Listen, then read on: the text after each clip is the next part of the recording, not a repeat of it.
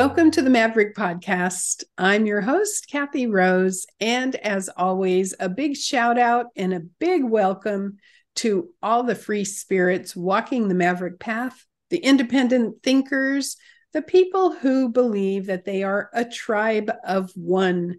I am so glad to know you and so happy to talk about the Maverick energy. Today we have, again, a repeat guest who is fabulous and wonderful. I'm so thrilled to have her on, Pam Gregory, astrologer. And we are going to talk about a Maverick cycle that is coming up with Saturn and Neptune moving into Aries. And we're going to talk about this new wave of energy getting ready to happen. So welcome, Pam. Come on board. Thank you so much, Kathy. You know, you're somebody who knows me deeply and well, and always gives me great clarity. So I love being with you and sharing. We've had some great conversations. I'm so looking forward to the one we've got today. It's really exciting, I think. I love the way you're wearing red. Perfect. Yes, we are making an Aries statement and you have the red pillows behind you. So we will engage in red energy. And let's talk about the wave of development that's happening in humanity, this staged development. And even though you talk quite a bit about Pluto going into Aquarius, which it's tiptoed in now, we're shooting this in April of 2023. Pluto's going to go back into Capricorn. But the larger wave, what I keep tuning into when I ride down the timeline and I try to sense the energy flow, I keep hitting this spectacularly powerful time frame that happens in the spring of 2025, Saturn and Neptune entering Aries, hitting the Aries point. So first of all, what are your thoughts about Neptune leaving Pisces and going into Aries? Yeah, Neptune meeting Saturn, going into it. Yeah, really fascinating. The phrase that kept coming to mind when I was thinking about this, Kathy, is Brave New World. Mm-hmm. Brave New World. That's what kept coming to mind. And I looked back at a previous time in history when Saturn and Neptune had been conjunct, not in Aries, it was in early Capricorn. And that was in 1989. And 1990, and that was a massive period for world history because that was the collapse of the Berlin Wall. Yes. You know, Neptune dissolved the wall, Saturn, and the old order, because I was actually in Berlin at the time when they were literally taking down the wall. So there'd been huge revolutions in Poland, Czechoslovakia, Estonia, Latvia, Lithuania, etc. East Germany, obviously, and it was a very tangible demonstration of this is the collapse of the old world and the beginning of, you know, the opening up of humanity and countries. So I think that's very interesting with Pluto moving through the last few degrees of Capricorn, as we know, and demolishing that old order and starting to edge into Aquarius, freedom, etc. Whatever Pluto hasn't fully completed in that process, I think the Saturn-Neptune conjunction will do that. You know, again, Neptune-Saturn dissolution of any old structures that no longer offer our highest good. So that was one of the first set of thoughts I had, and I feel it so strongly. Yeah, and aside even from talking about Aries, which we'll talk about more in a moment in depth about that actual sign and the energy, when we think about Saturn and Neptune together, we're really looking at two very opposite energies. Saturn being structure and practicality and necessary controls and tradition and grounding the energy, and Neptune being this evanescent, beautiful, flowing abstraction, you know, spirituality and fluidity. So we're talking about two opposite frequencies coming together, which is mind-boggling in a sense. But, you know, one of the things that offers in these moments is Saturn providing the conduit for Neptune to come into the earth plane. You know, grounded Neptunian energy, which Neptune doesn't want to be grounded. Neptune is like a helium balloon floating along and somebody lets go of the string, but Saturn's going to pull it down and go, let's get into the earth plane. You know, so that's an interesting concept too, grounded Neptunian energy. Because it's almost like visionary leadership, isn't it? Or visionary new episode, which Saturn then makes tangible. Is this realistic? Can we build it for the long term? Mm-hmm. It's thoughts like that, but I think it's also grounding in a very new spiritual age. That's the feeling. Do you feel that too, Kathy? Oh, There's my a whole God. level of I mean, when we look at 23, 24, 25, 26, and we see this progression of all those outer planets changing signs, first of all, we just look at that time frame and we go, new phase, undeniable new phase coming in, without a doubt. And then we look at the fact that Saturn and Neptune will hit what's called the Aries point. 0 degrees of a cardinal sign. It happens to be in Aries, which makes it, extra potent. But the Aries point, for those who are listening who don't know about it, talk about the potential for high public projection, high visibility, world stage, something being revealed, something coming into visible focus, right? So something wants to be seen. Isn't it fascinating too that, all right, so we're talking about the time frame of April, May 2025, when Saturn and Neptune are hovering together there at that early degree of Aries point. But isn't it fascinating? Jupiter goes into Cancer and hits the Aries point, because that's 0 cardinal, in mid-May of 2025. And then in early July, Uranus goes into Gemini. So we have April, May, June, July of 2025 being this, it's like dominoes falling. Click, click, click, click, click. That's the setup, isn't it? And of course, Jupiter has already sensitized that 0 of Aries. Yes. In the winter solstice. So that's already the new pioneering future vision for humanity that Jupiter has set up. And now Neptune is spiritualizing it and Saturn is grounding it, as you say. So I think this is going to be just immensely exciting, and particularly after Uranus starts to move into Gemini with Pluto in Aquarius. I mean, if we look back in history, that was the time of the Italian and European Renaissances, and also the Age of Enlightenment, the Industrial Revolution. I mean, incredibly creative, productive time for society. And also I think Uranus and Pluto make a trine 5 times. Yes. Gemini and Aquarius, and a double sextile to Saturn, Neptune. Yes. That's a harmonious potential of fluidity and energies working together. And that's something to focus on, that just gives me a deep breath for a moment. Except at the same time, it is super jazzy. It's sparkling energy. And, my theory is always that there's a spectrum of expression, and we have free will here on the earth plane as to whether we use this at the highest potential or the shadow. And so we do have to talk about the potential of the shadow, because not everybody is making a shift to move at the highest level. They're, in this earth plane, in this classroom of life, where we as souls incarnate into bodies and use bodies to polish and experience the world in the physical plane. Not everybody is at the same grade level in the classroom of life. And that's not, some people are higher, some people are lower. I don't mean it like that. That sounds egotistical and, all that power structure stuff. What I mean is, we do incarnate into a very diverse classroom of life, where we get to see people at all kinds of different levels, learning at different paces. And then free will comes into that too. So there are some shadow potentials that could come up. This energy could be misused, could be, some people could flow into a shadow side. So we'll talk about that in a moment too. The positive side, of course, keywords for Aries: pioneering, courage, brave new world.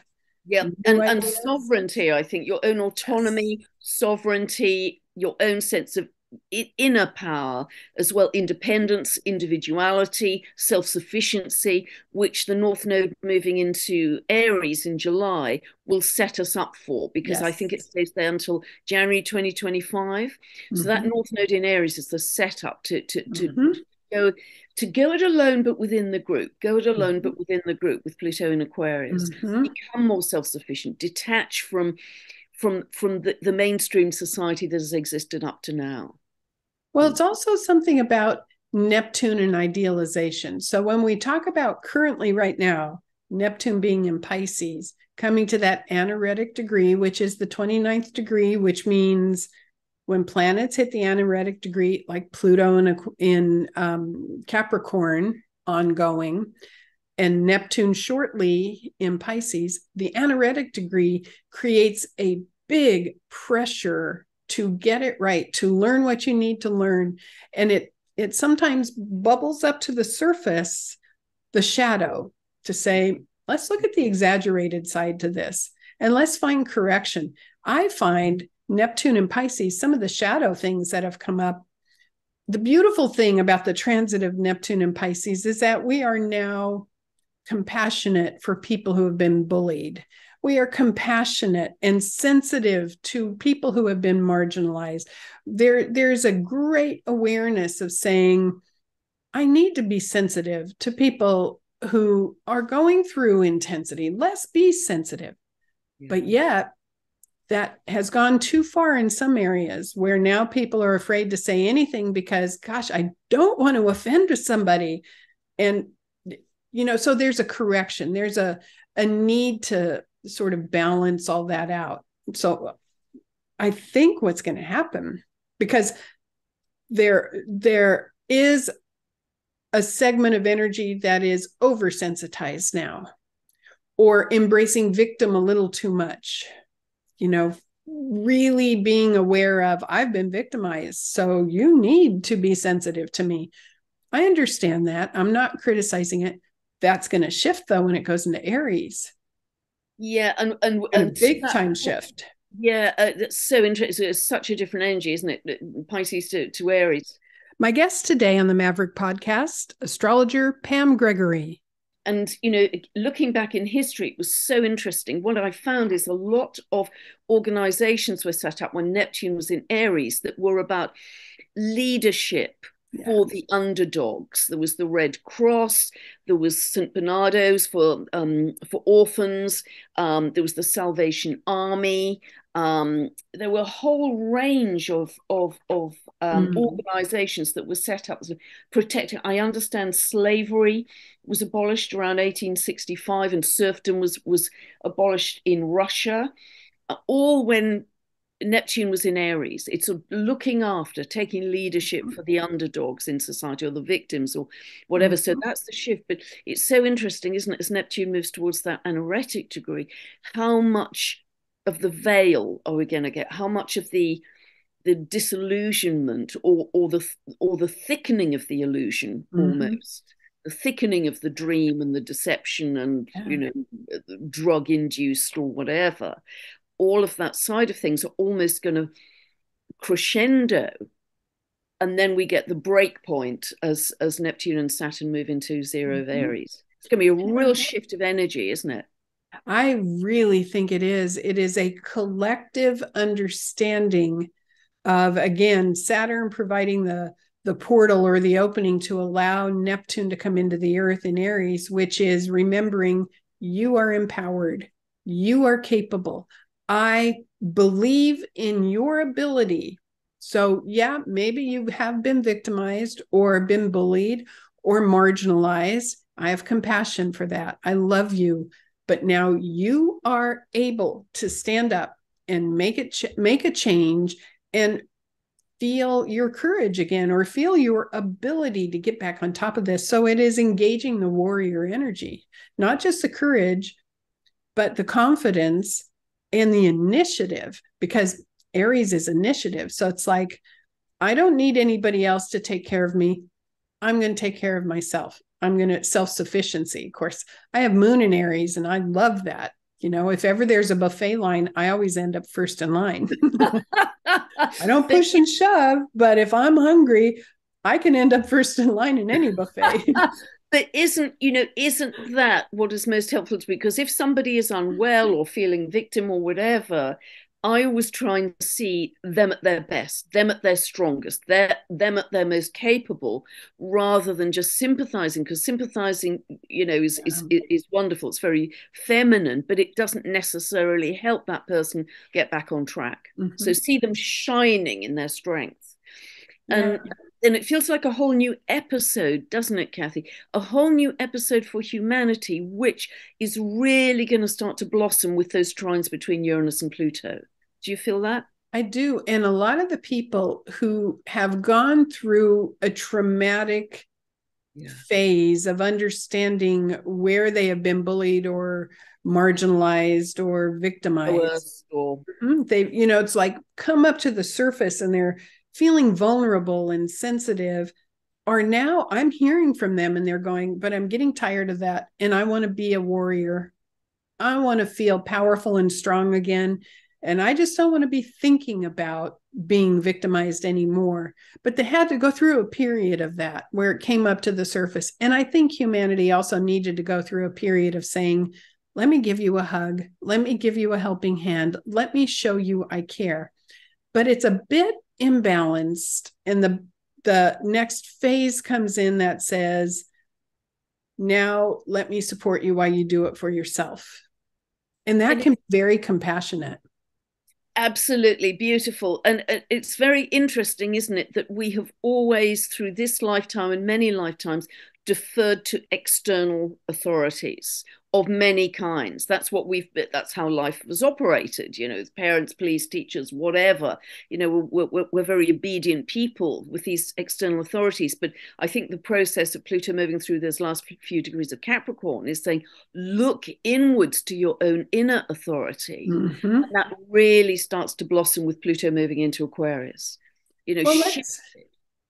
Let's think about from the parent point of view, one of the things that has happened in about the last, 5 or 6 years is, let's say if you have your child engaged in a traveling soccer team, okay? One of those things, where they travel from place to place and they're engaged in all these games and competitions. There's been a wave of saying, well, even if you didn't win, you still get a trophy for participation because we want you to feel good about yourself. That's Neptune and Pisces. We want you to feel good about yourself. So even though you didn't win, you still get a trophy.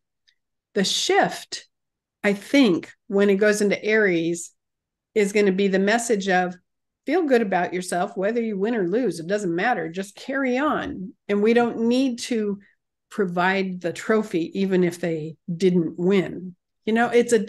And maybe that needed to happen for a while, saying we need this message for you to feel good about yourself. But Aries is very different. Aries, competition is part of Aries.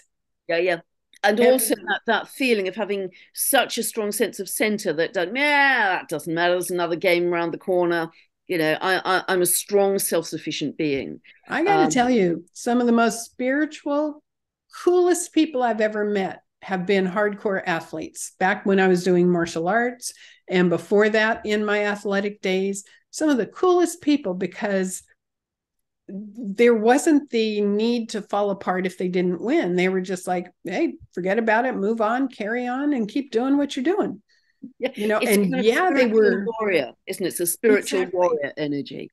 And these were highly competitive people. Don't get me wrong. They wanted to win, but if they lost in a sparring match or if something happened, they just regroup. Yeah, they didn't collapse. Right. And it's kind of like, you walk a dog every day, and I play with my daughter's boxer. We babysit, and I observe dogs now. And what's fascinating about them is they don't hold on to things in their consciousness. If something happens that makes them upset, or they get into an altercation with another dog, or they get scolded, they feel it for the moment and then they move on. And Aries is that very simple, direct energy of being in the moment, isn't it? Yeah. Absolutely. And Aries people, I've noticed, also have a very clear sense of who they are. Mm-hmm. They're present. They know who they are. They've got a very simple energy. If I want to achieve X, Y, Z, I set that goal and I just go do it. I don't fuss and fret and ask other people. I just go do it. So there's this there's a self-organization ability, so you generate your own energy in your own life and just go do it. It can go solo. Mm-hmm. It can be a pioneer. Doesn't need to check in. Mm-hmm. And that's very vigorous around Aries energy. And I think we're going to see a lot of that in a very positive way.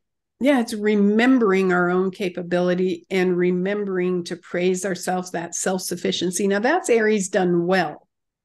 Yes. That's Aries done well. The shadow side, Aries not done well, can be absolutely addicted to, I need your approval. I need to win in order to feel good about myself. I need to dominate. I need to be extra aggressive in order to feel good about myself. And that's the shadow side. That's the vulnerable side. And there's, with every single sign, we have the shadow and the spectrum of expression, and that's why sometimes you see people with Aries sun sign who are very, very insecure and attached to external approval in order to feel good about themselves until they go, wait a minute, that shadow side is pretty boring. I'm just going to feel good about myself. Because being addicted to outside approval, you can never guarantee it's there, but I can guarantee I'm going to be there for myself every single time. It's a bottomless pit, isn't it? If you need outside approval, it's never enough. It's never enough. Mm-hmm. And also talking about the shadow side, that if, again, looking back in history where Neptune's been in Aries, and you will know this well, Kathy, is that there've been so many wars, a lot of them religious wars, like the Crusades in the early 1200s, the 100 Years' War in the 1300s, the European wars, War of Spanish Succession, so many religious wars, so-called idealistic wars. But the wars have just gone on and on and on. And even with the US, the Civil War, Neptune was in Aries.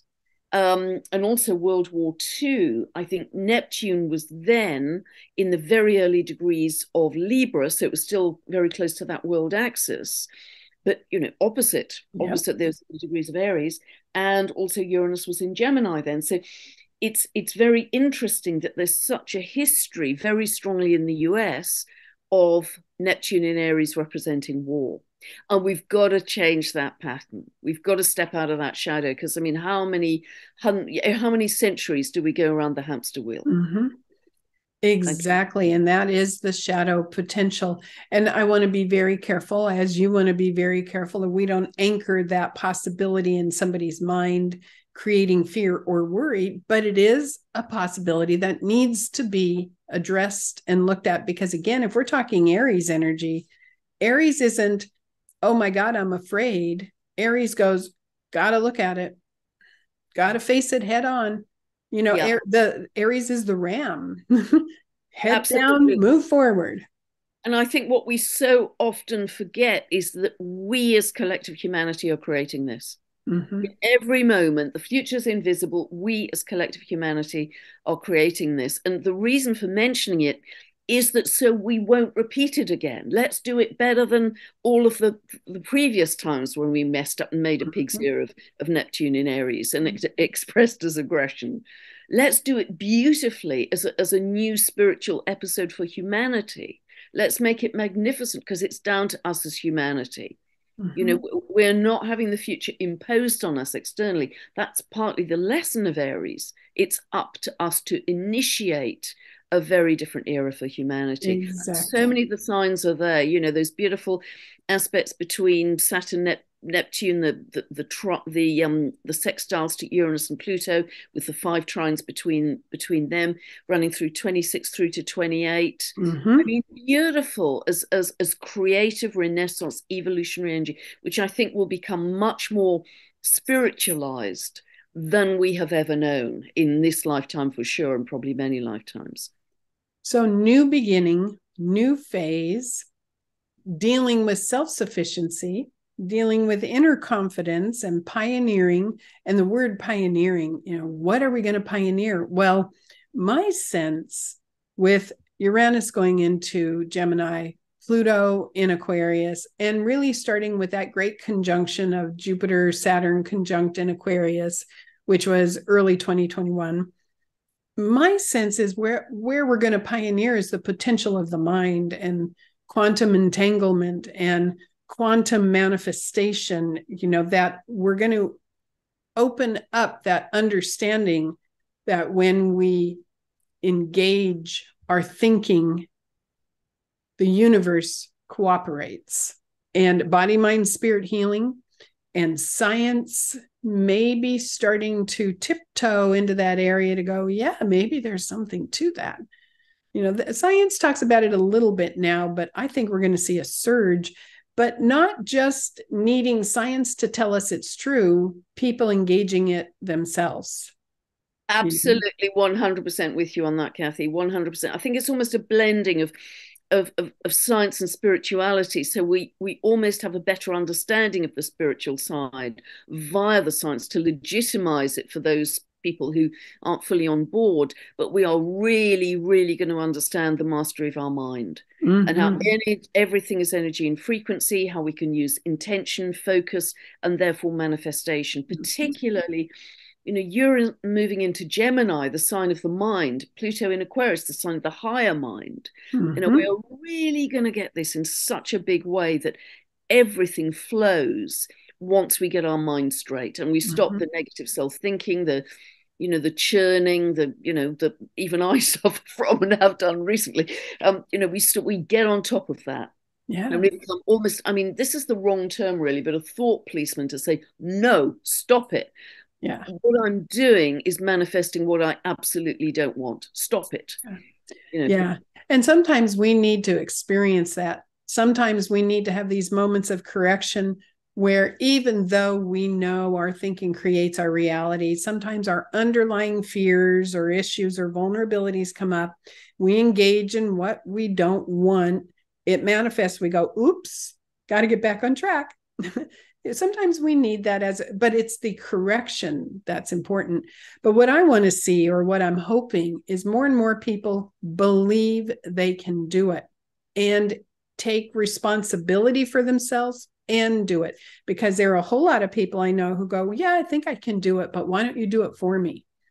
And it's like, well, why don't you pioneer into your own potential and find a way? And the other thing about Aries is the courage to create your own techniques. Yep. The courage to find your own technique or create it, and to say, and this is kind of the Maverick part of me, to say, I don't need an authority to tell me how to do this. I can figure it out. That's Aries. I can figure it out. Yeah. Create your own golden thread, your own methodologies. But that is such, as you've said it, Kathy, such a perfect combination of that strong Aries energy plus Gemini plus Uranus in Gemini and Pluto in Aquarius. It's air and fire working together. Absolutely. And things are going to happen so fast. And I think out in the world, we're going to see huge exploration in space, acceleration in transport, air travel, space exploration. But also with Neptune in Aries, I think we could see a much greater exploration of the deep seas. Yeah. And all that has to offer in terms of deep healing, Neptune. And new discoveries that come in, science really accelerating, but particularly on, you work a lot on the mundane level. So you're looking at it on the big picture level, and I'm looking at it individually many times, which is nice to have a conversation because we both, we're looking at different things in a way. But I would like to see each individual understand that we are in this phase right now where sound waves are manifesting very, very powerfully. That what you say, when your words go out into sound waves, when you say it out loud, the potential for manifesting is enormous. And that's the same if you are using a drum and sound waves are going out and you're affirming. Or what I like to think about is musicians right now, like my son in a band, and he says, Mom, when I'm playing, the feeling of my heart energy going out to those sound waves and affecting the world, and the people in the audience receiving those sound waves, we can palpably see the difference our music makes in people. So understanding how sound waves affect us, and that includes toning or and how science may increase that too. Definitely. I even heard that in the UK, in London, they were performing some surgery using sound frequency. And the harmonic, the 11th harmonic, apparently Yeah. shatters cancer cells. That Mm-hmm. was discovered by a music professor in Mm-hmm. London many years ago, Anthony Holland. So I think there's going to be huge how sound actually affects the physiology Yes. in dramatic ways. And that's very exciting because we can create sound for free. I Mm-hmm. mean, that's fantastic as a whole new area of healing technology with gong baths and sound baths, etc. And that I think is going to sort of explode Mm-hmm. as an area for healing. Mm-hmm. And again, we can learn how to do this at home for free, listening to beautiful music and creating healing coherence within our own bodies, within our own bodies. And I think that's going to be fabulously exciting. It's all about coherence, isn't it? Yeah. And I'll tell you what, I mean, I would love to see more spontaneous drum circles happen. I mean, that's my ideal. Put a big bonfire in the middle, Yep. put drum circle around it, and have everybody just jam and create those rhythms. Because if you've ever participated in a drum circle that's done well, where people can get into rhythm with each other, what happens is not only are the drummers getting into rhythm, but then all the cells in your body get into rhythm with them. And there is a palpable energy field that happens. And right now, just people playing with that, because, so many people are afraid to surrender to movement or to feel sound flowing through them and let their body move. So many people are afraid to surrender to that, but there's enormous healing that happens when you do. There's something so magical and spiritual when you can say, I don't care if I look stupid or not. I'm just going to do this. I'm going to let it move through me. It affects every single part of your body. And I think starting to see ourselves as the light body, less dense, more permeable, Mm-hmm. so we can flow with these sounds and the coherence of the sounds. We start to see ourselves as just part of the ebb and flow of living consciousness rather than this sense of separation. Mm-hmm. And I think Saturn moving through Pisces will start to really dissolve that sense of separation from the universe, from each other. I think we're going to have a much greater sense of just flowing with living consciousness with all of this. Yes. So what's fascinating to me in the wave pattern of development right now is that we have this April, May, June 2025, when there is this initial blooming, the initial step into Aries. But then what takes place, including Uranus into Gemini in early July, but then we go later into 25 and they all back up and they revisit where they were. This is fascinating to me because 2025 is a transition year for sure. So September, October, November, Saturn goes back into Pisces, Neptune goes back into Pisces, Uranus goes back into Taurus. So it's like, here's a preview energy. Yeah. Get used to it. This is like one of those trailers for a movie. You get to see the overview and you get to feel it. And then they back up in the fall of 2025, the later part of 2025. And then 26, they all move back into those new signs and they stay there. So February-ish, Saturn and Neptune move back into Aries. April in 2026, Uranus moves into Gemini. So we are in such a transition period in 23 with Pluto going into Aquarius and moving back into Capricorn for a good portion of 24. And then 25, this beginning, we're just in a transition for 23, 24, 25, and then it sort of stabilizes in 26. Yeah, and there's a kind of surging effect when those planets move into Aries as well, isn't there? There's a surging forwards. Right, okay, we're now super clear because Aries is a very clear energy. Mm-hmm. And it's interesting, isn't it? When they retrograde, it's like just finishing up any unfinished business that hasn't been completely sorted before this whole new episode for humanity. And I really do see it as that. I have several friends who've always talked about the golden age arriving in 2032, and we are absolutely on track for that. In fact, we're ahead of progress apparently. But sort of 2026, as you say, Kathy, is the very definite surging forwards with these energies. Mm-hmm. And I think it's immensely exciting to look forward to that, because the more we can work with that in almost, if you were pregnant and you're looking forward to the baby being born, we're looking forward to this whole new life arriving. There isn't a sort of wobble on that. Oh, I'm not so sure, and I think we'll go backwards. You can only move forwards with that, with excited anticipation. And I think, welcoming in this expanded consciousness of love is a good kind of background mantra to keep in mind, because with that Jupiter's move into Cancer in 2025, I mean, that is beautiful, nurturing energy for that next 12 months, isn't it? Mm-hmm. Holding people, nurturing, caring for people, making sure everybody is okay. The North Node will have moved into Taurus then, which is very stabilizing as well. So there's some beautiful things. It's almost like the two really big years of shift. I think I'm seeing this almost as a year of truth and demolition. Next year, more of the beginning of the rebuilding of New Earth. 2025, we see more evidence of that. And then 2026, it really, arrives for real, and we can see it much more tangibly. Be watching for part 2 of my interview with astrologer Pam Gregory on the Maverick Podcast.